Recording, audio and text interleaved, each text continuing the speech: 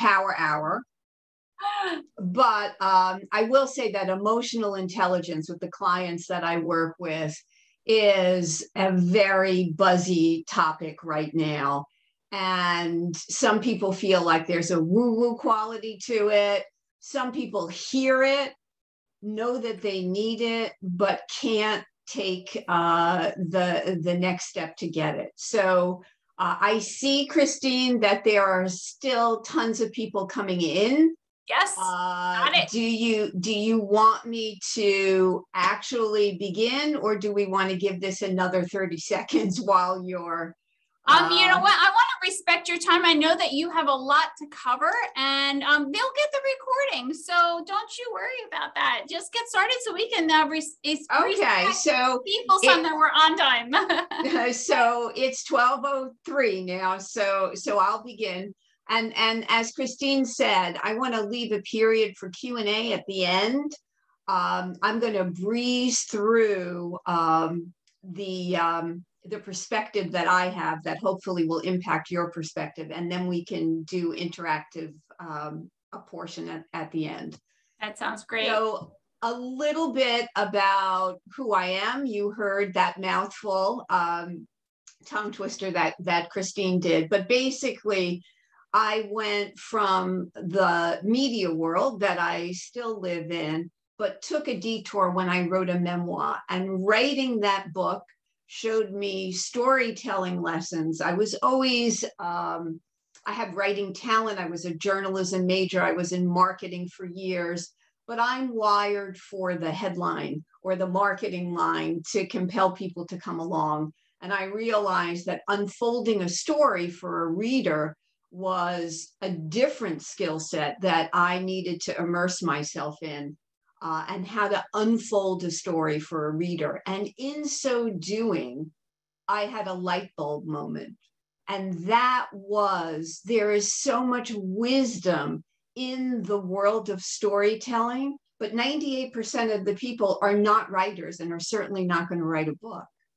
And maybe there was a way for me to take these abstract concepts and make them actionable for people to advance their careers.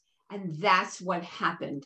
That light bulb moment led to a second book, which just won Best Book for Business and Careers for 2021.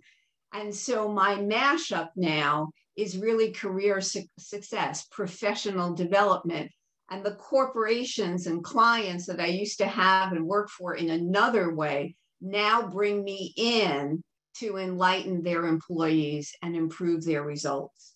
For those of you who might not be sure about the next step that you're taking, I share this also because it's an inspirational moment. If you asked me 2 years ago, after the first book published, what exactly was I doing next? The answer was, I wasn't sure, but it's that emotional intelligence that I'm wired with from years of work and relationships and managing people that allowed me to kind of step into the unknown and thrive in it and create this second book. And we could talk a little bit more about that kind of thriving if you'd like at the end.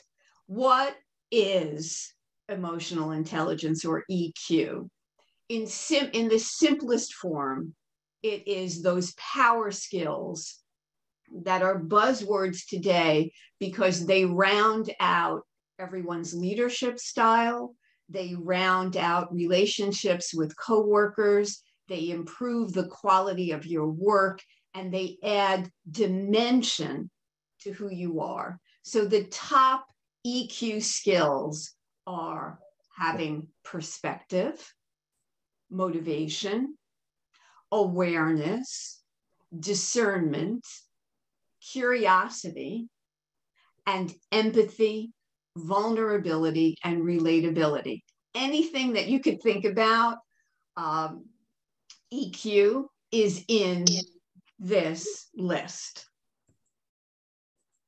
Another way to talk about the EQ story is that think about them really as people skills. That's all they are. or the soft skills. We all have hard skills, a degree, logistical expertise, especially in the digital world. There are all kinds of hard skills that we have, but hard skills alone are, if they ever were enough, are no longer enough.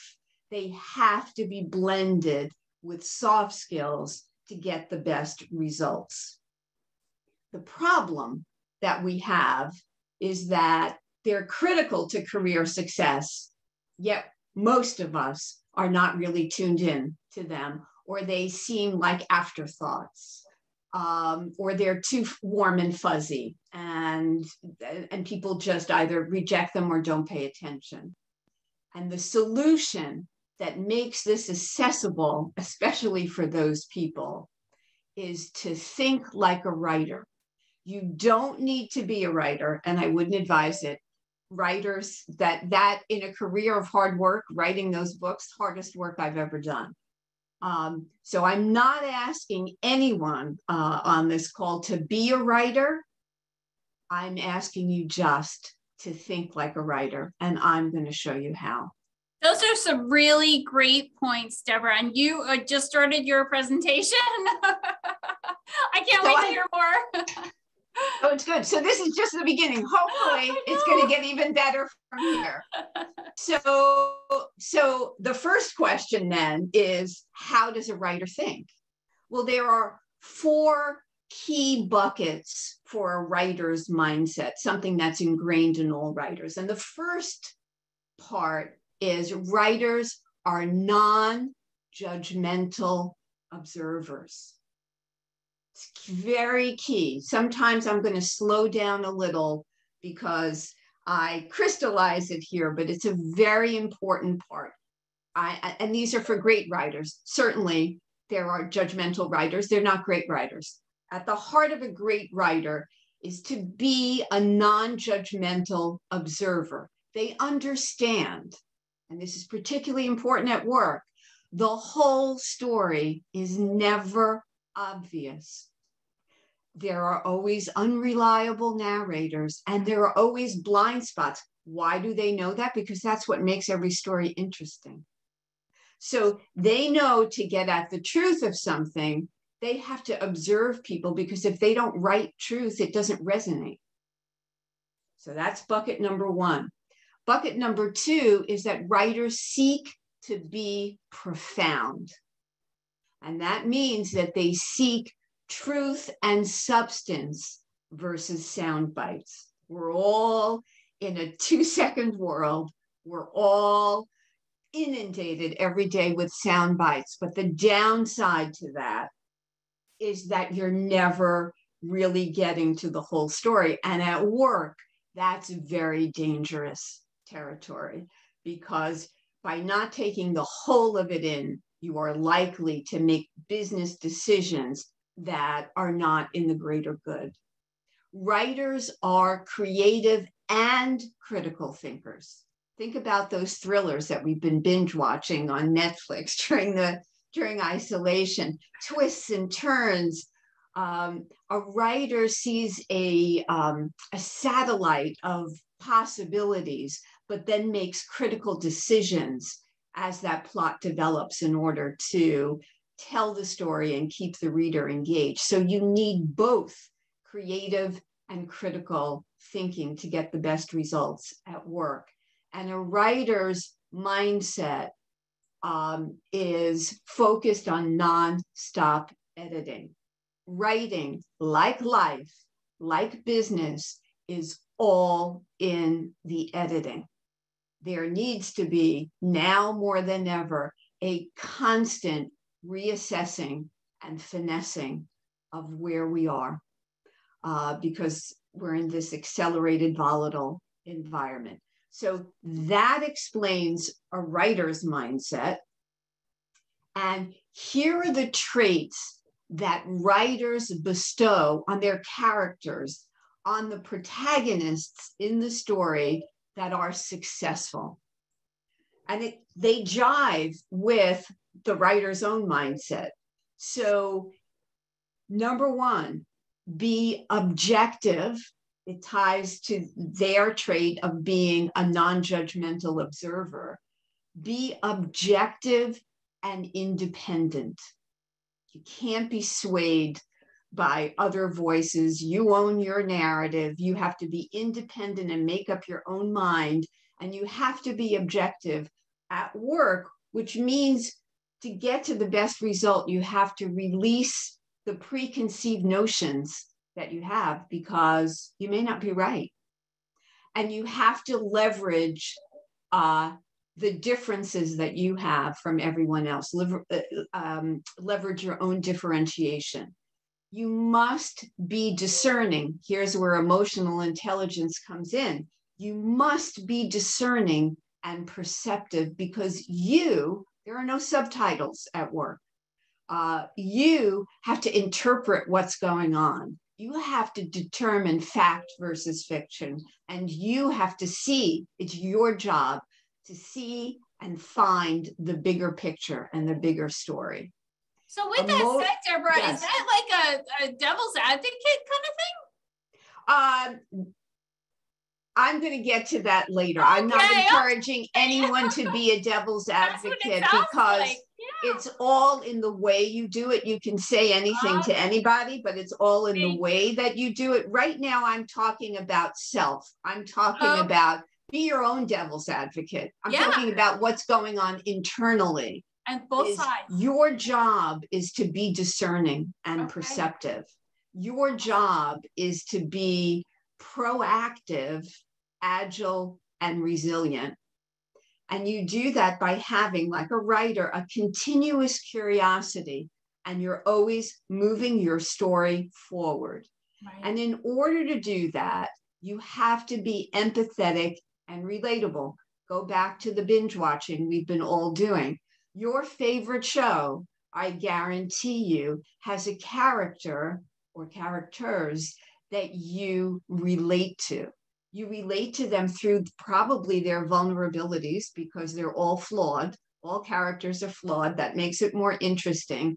And it's up to you to understand the story you're in and the characters you're surrounded by in that story. It takes conscious effort on your part.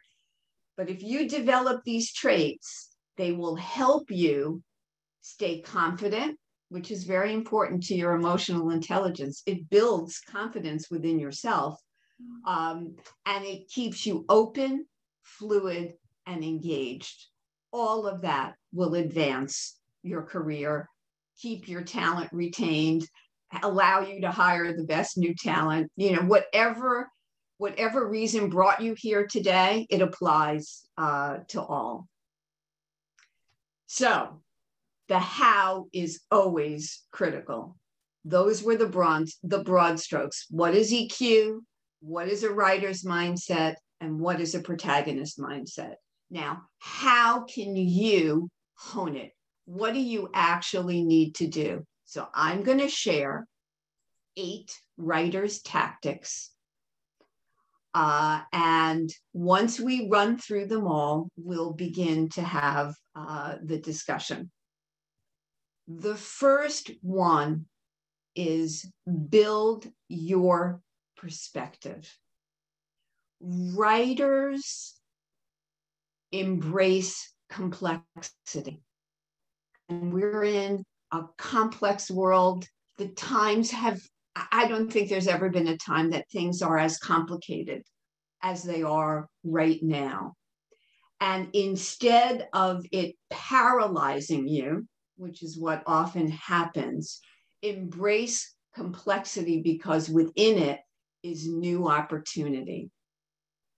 Part of complexity is paradox. It's a word that's not often used, but it's a beautiful word, because it explains that there are always coexisting truths.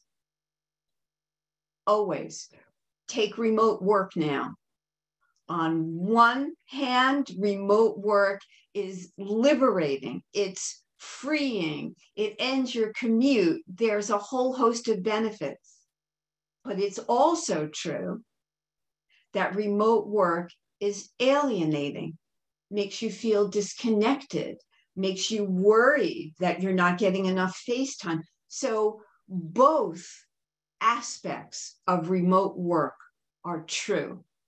And when you begin to examine the work situations that you're in with your emotional intelligence hat on, you will begin to see not only both sides of the story, but by understanding both truths, you will be able to manage unintended consequences so much better than you do right now.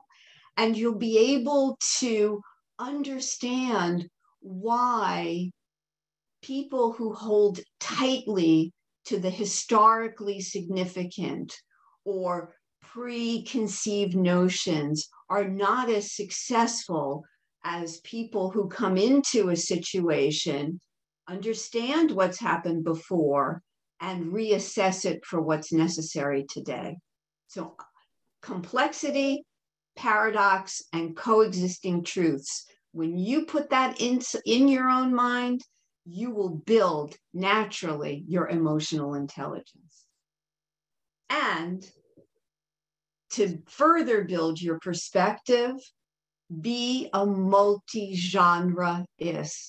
And what I mean by that is my own personal example. I have my first book is about the story. It's about a personal narrative. It's sharing an experience that people can see themselves in and derive meaning from it. My next book was a completely different genre. It was a nonfiction business book. Totally different, broadened my perspective and the perspective of the people who read it. And my third book, which Christine doesn't even know about yet, is actually third book. That's awesome. Is actually publishing this October, and it's a children's book. So it's a third genre.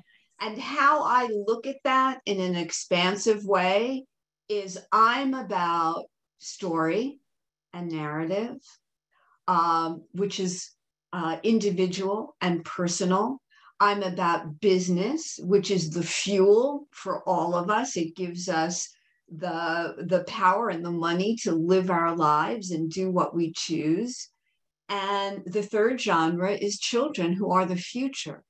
So I own the fact that I am a multi-genreist, and there are people in here who have side gigs and they're multi-hyphenates. That's who we are and what is required to live successfully in the world today. So my advice or guidance on this build your perspective side is by specializing in whatever it is that you do, that's fine. And there's no taking that away. But at the same time, here comes that paradox of coexisting truths again. Be a generalist as well. Broaden your perspective beyond your specialty as much as you can. And that will enhance your perspective and build your emotional intelligence. That is great advice. Thank you. So I'm still hitting it out of the park, Christine, in your view? Absolutely, absolutely. And you know what? Sometimes even me, I need to hear this over and over again. So I am so glad that you are saying these words. So go for it. Okay. The second writer's tip is build your motivation. Motivation is critical to EQ, and what it means is that you must be self-directed. This is all about personal responsibility. EQ is about that. That's why I answered your question earlier, your devil's advocate question. What I'm talking about is all internal. This is your own reflection, what you need to build and do. Every writer, every day, must face the blank page. And in order to do so, it requires discipline and self-direction. There's no one telling me to do it. There's no one who said, now you have to write that third book. Now you have to, it's all coming from me. And when you look at emotional intelligence in that way and how motivation is so much a part of it, you will become a more successful protagonist in your own story. So 4 little tips on building motivation is make your process, whatever it is, a practice. Do it every day. See yourself as a plot twist solution machine. We've all heard the adage, never go to your boss with just a problem, go in with a solution. You have to take ownership of that. And I hear a lot of times, oh, well, I'm not, oh, you're creative. Well, I'm not creative. It's not true. What people who think they're not creative are just operate from a position of fear. We're all creative. We all have ideas. The thing is, do we act on them or do we not? And you need to see yourself as a walking, talking plot twist solution machine. And there are ways with EQ to help you do just that. Be accountable. I'm accountable really to myself, but I am a taskmaster for myself. At work, you're accountable to someone else. Own that accountability and make sure you deliver on it. And see yourself as both a narrator of your story and an outliner of your story. I'm all about always making something real. That's what it takes when you face the blank page. You have an idea, put it down. Put it down in its roughest form. It's going to be terrible, but you're going to keep editing it and finessing it, and it's going to get better and better. And it will reach a point where you'll be able to speak about it in a meeting. So outline things and be your own narrator. The next one is to build awareness. And I just have to move this a tad to see what I said. Oh, build self-awareness and self-regulation. Hint, hint, Academy Awards. It's all I need to say. Be sure that the story you're telling is the story you want to tell. And back to a writer's mindset for this, and another reason why this is all internal, is to be emotionally intelligent, you have to have a strong self-awareness. Not only do you have to understand the characters around you, but you have to understand the character that is you. When you walk down the street, whether the day is cold or warm, and you see a shadow, that shadow is caused by the obstacle that is you. And we are so often in our own way, especially at work. Maybe not especially, we're often in our own way in our lives, but in our personal lives, but we are often in our own way, and we are in our own way because we don't necessarily see, recognize, or accept our blind spots. We don't choose to face certain fears that we have. And so reflection and self-awareness is key. And the self-regulation comes in on this chart because every successful story has an intentional quest, not just a quest, but a goal that is understood by the main character, which, hint, hint, is all of you in your own story, and is gone after, an intentional quest. What is the most important to solve the problem that you're in. When you have an intentional quest, it kicks off not just an action, but an intentional action. Because there's always an action. We're all scurrying around everywhere. But when you know what it is that you want and what is most important, the action that you take should be just as intentional. It needs to line up. If it doesn't line up, don't take that action. And so you need to ask yourself, what happens next to move this forward, to move this story forward?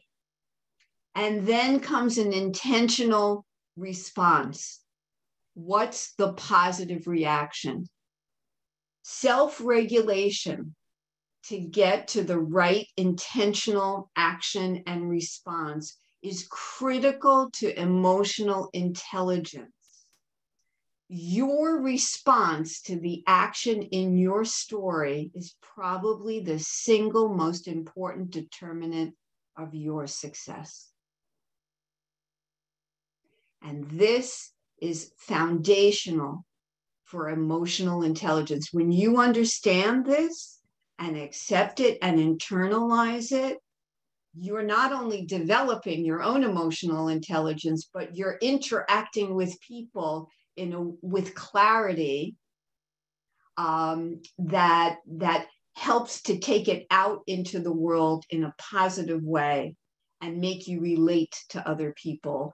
And then the fourth part of this is you will see that there's continuous improvement because you have intentional actions, intentional responses, which then all of a sudden allows you to keep with that editing mindset continuously improving. No story is ever really finished. And what the improvement comes in the form of new discovery, opportunity, and growth for you. I'm going to take a breath because this is a lot of information to take in, but it is hopefully presented in a way where it gives you an aha moment in this moment. Oh, now I get it. When people say, be mindful or, do that, it's like it doesn't get internalized. It sounds too superficial. I'm giving you, hopefully, a path to shift your perspective and broaden it and let all that emotional intelligence that comes from it enter your picture. Accountability, we're back to that because it's so important. You are the star of your own life. You're the star, you're the producer, the director, the writer. It's your story. But at work, you're a supporting character. And it's a very important distinction. You are part of something larger than you. Even if you're a solopreneur, you're a part of something that's larger than yourself. So you need to be a supporting character. And as a supporting character, you not only have to think about the greater good, but there are 3 emotionally intelligent ways you need to demonstrate your value every single day. And the first P is around your proficiency. Always ask yourself, how do my skills contribute to this story? Be very aware, back to self-awareness, be very aware of what you're bringing to the party, and then show it. Don't tell it. You can't tell someone, oh, I'm a great problem solver. You have to show them that you are a problem solver by solving problems. So be aware of your proficiency and skills. The second P is positioning. How do I fit this story?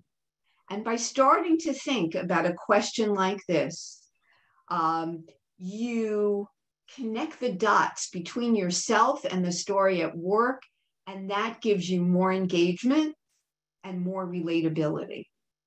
And it demonstrates something to your company, which is also critically important.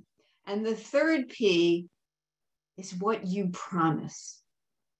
How do I show my commitment, my devotion, my dedication to this story? Make that real every single day. You will build emotional intelligence and connection to other people and connection to your managers, which all combined will help you succeed. Build your questioning. Storytellers are really story askers. Think about dialogue. If I said to Christine right now, "Did you have a good weekend?" She'd say, "Yes." "No." "What have I learned?" "Absolutely nothing." Make your questions open-ended. That's what writers do when they're writing dialogue in a story. Every single word, scene is in a book for a reason. And everything is designed to increase knowledge, awareness, and understanding of the reader or the viewer. In order to do it, open-ended questions are key because you need to gather the most information. This is critically important at work, whether you're in sales, marketing. Everybody's always selling something inside a corporation. Even if you're not in sales, you're always moving an idea forward, a project forward, recommendations forward. And so we need to get as much information as we can so we can be that solution idea machine. So next time you're in a conversation or working on a project, I devised something called the way, just to keep it in acronym form for people. So the T is tell me. So if I said to Christine, "Tell me the best part of your weekend," and then I stopped talking, now all of a sudden I'm going to learn something that I wouldn't have known otherwise. I'm going to learn something about Christine that I didn't know. I'm going to learn maybe about an interest that she has. And, all of you can see now how all of a sudden that builds your emotional intelligence, that builds your empathy. She might have had something terrible happen on the weekend and she's dealing with something. Maybe you say the worst part. You ask, what was the best part? What was the worst part? The next is like, how do you see success? How do you define success? Like if you're working on a particular project, if you want to know more about something that happened before, enlighten me or educate me on blank. So you're not asking direct closed questions. You're asking open-ended questions to seek information. And that old adage is true. Information is power. If you're trying to sell somebody something, by asking open-ended questions, they're going to give you the problem, and then you're going to be able to turn it around into an opportunity, but only if you ask the right questions. The W is the what question is a very powerful. What comes next? What do you see as? What does success look like to you? There could be 50 of them. Always say at the end of something, "And what else?" The A in the way. "And what else? And is there something else I should know that I haven't asked?" And the why is for any kind of conversation that you're in. Always say yes. The whole no but thing, that's not emotional intelligence. Somebody says something and you say yes, and even if you have a different opinion, you could say yes, and what about this though? So that you can maybe get closer to the whole story. That sounds like improv, Deborah. It is like improv. It is like improv, but improv is scary to people because, just in the same way people say, I'm not a writer, or I'm Yeah. not a comedian, like I can't do that. So yes, it has its roots in improv, but improv is extremely creative, writing is extremely creative. So they're soul sisters and, they're tied together. Build active listening. So always be in the moment of the conversation that you're having. I listened to Christine at the beginning. I see how she has incorporated business owners. This is not like the one I did for her before, which was job seekers. So by listening to her, I hear how she's invited people to this one. And I immediately, by staying in the moment of the conversation, can be sure that I touch on and deliver on what she needs through my proficiency and promise, and the those 3 P's.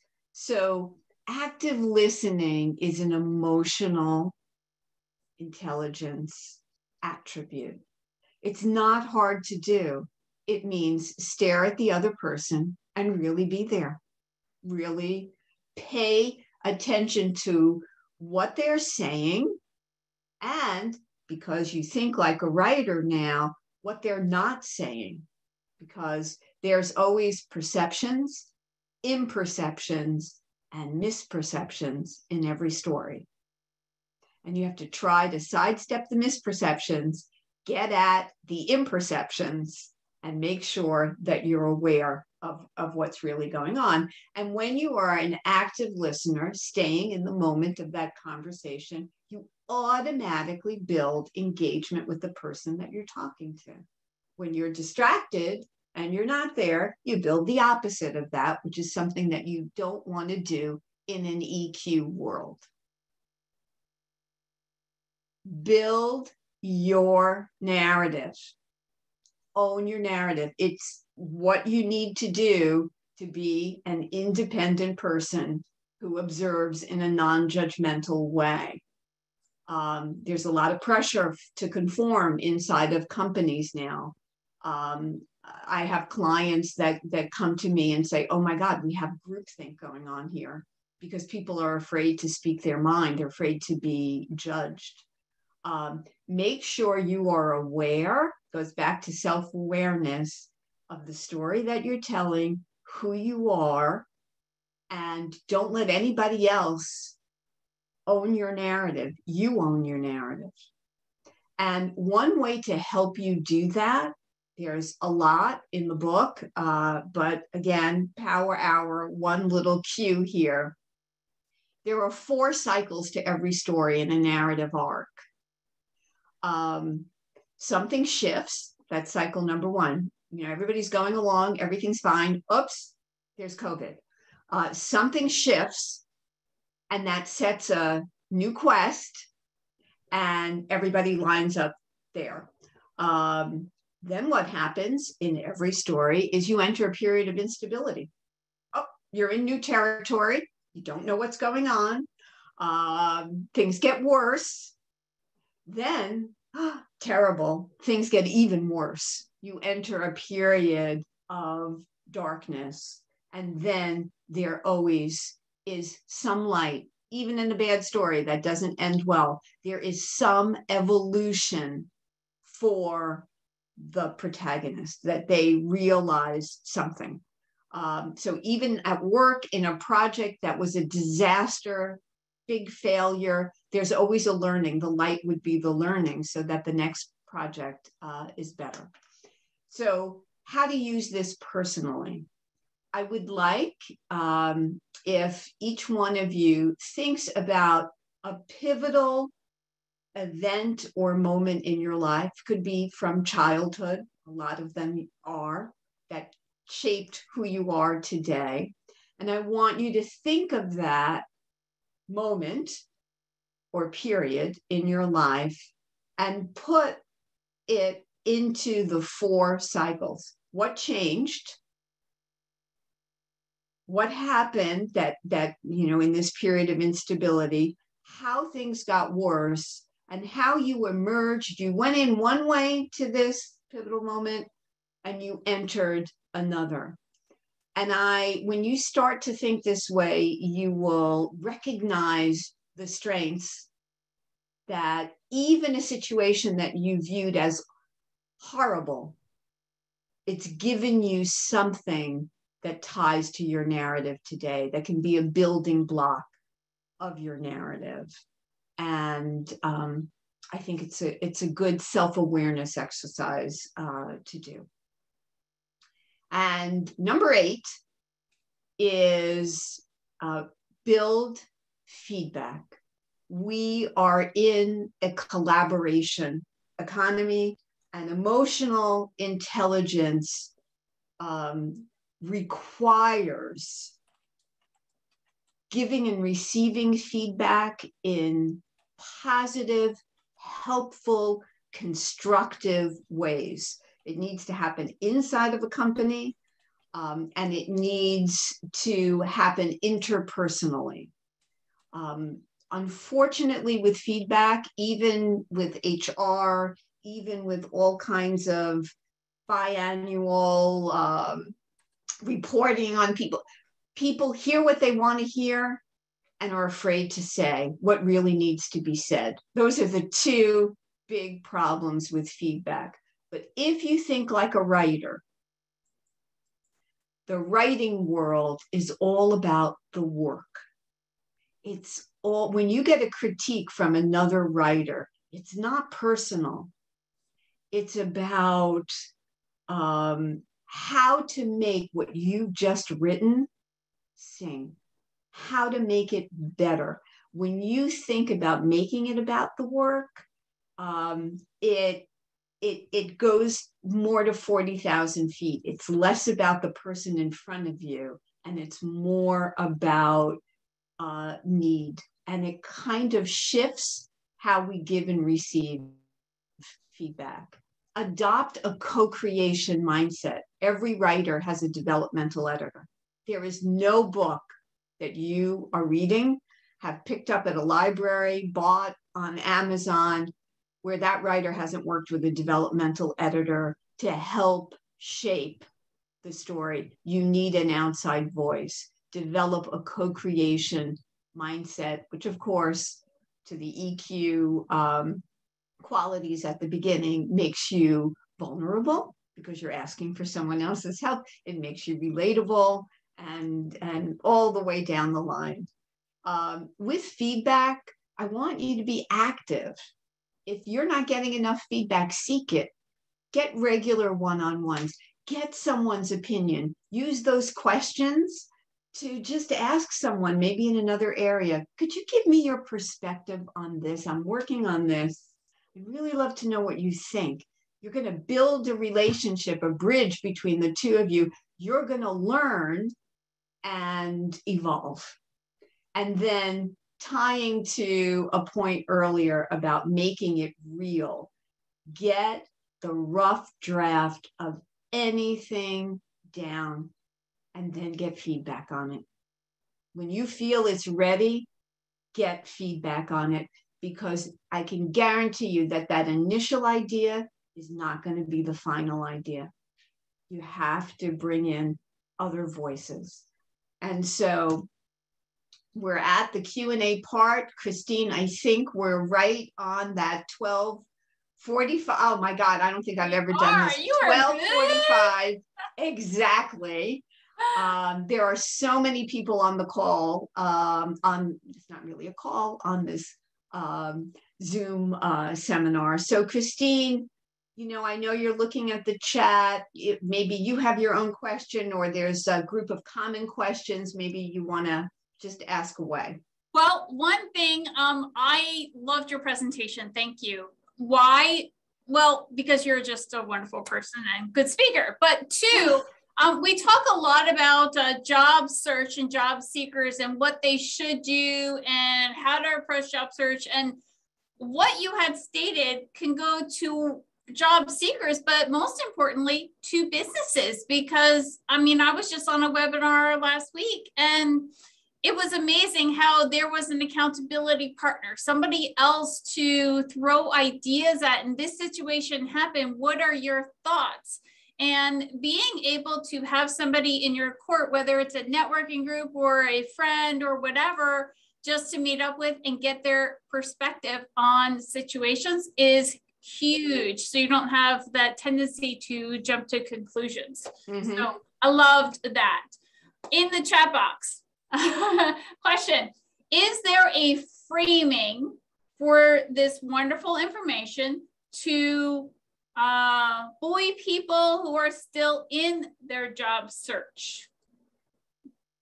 Well, I think that in your job search, embracing emotional intelligence will just make you more savvy. What I would add to this is know the storylines. So when you're searching for a job, and you know it's possible at one company or another to be self-directed, and you may be doing this already, but know the storylines of that company. Research them, know the mission statement, look up their marketing strategies. Try, it's never been easier, so try to glean as much information as you can, and then in an emotionally intelligent way, tie your narrative to that particular company. So company first, and then that's the EQ part, tying it to that specific job that you may be after is more the hard skill part versus the soft skill part.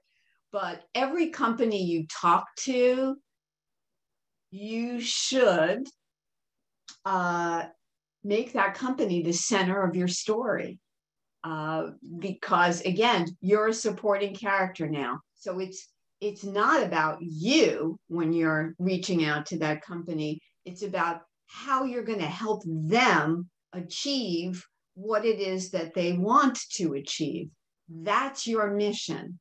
And if you reframe your approach in an emotionally intelligent way and put their needs first, you should be more successful in a job search. Same answer, just reframe it so that you are more successful in the end. Love mm-hmm. that. I saw, I guess a couple slides ago, you was, the way and the different ways to reframe questions instead of getting that yes, no answer. And anybody that's a parent, we're used to coming home at dinner and saying, so how was your day? Good. And that's it. They don't say what was good or bad about it. And you have to dig and you have to pull. And this is a different way to have that conversation. Mm-hmm. When you start having those conversations at work with coworkers or with your boss, and well, tell me, what does that look like? What does success look like? How do you envision this project impacting our organization? When you start having that, the conversations are a little bit longer, but they're definitely more detailed, and you will get so much more information so you can go in a certain direction with a project and not kind of be guessing. Mm-hmm. So I love that. I thought that was a great suggestion. So anybody else? Does anyone else have a question? You can put it in the chat box. Oh, here we go. Are there any books, learnings, or webinars that you would recommend to help build listening skills? That's a good question.